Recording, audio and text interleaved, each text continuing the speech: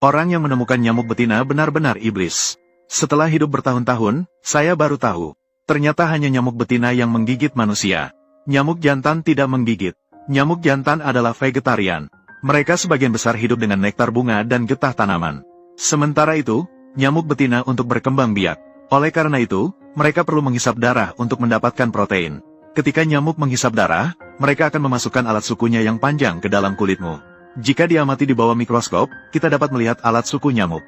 Sebenarnya terdiri dari 6 duri halus yang tajam.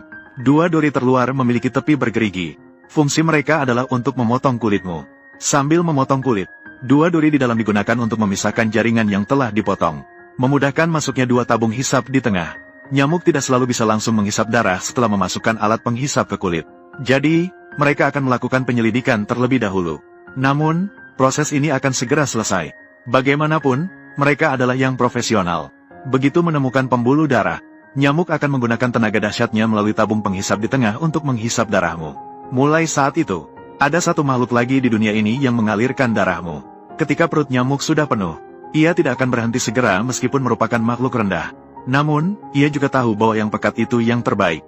Ini memisahkan air dari darah, kemudian akan mengeluarkannya ke kulitmu, sehingga nyamuk bisa menyediakan lebih banyak ruang untuk menghisap lebih banyak darah. Agar darah lebih mudah mengalir, ujung terakhir dari alat penghisap akan melepaskan suatu zat kimia.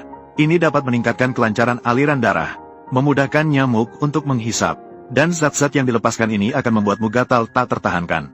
Nyamuk betina akan meletakkan telur di dalam air. Serkaem, semua sumber air dalam kehidupan adalah tempat yang subur bagi nyamuk untuk bertelur. Jadi, kamu akan menemukan bahwa tempat-tempat dekat sumber air biasanya lebih banyak nyamuk. Meskipun hanya nyamuk betina yang menghisap darah, nyamuk jantan adalah tidak bersalah.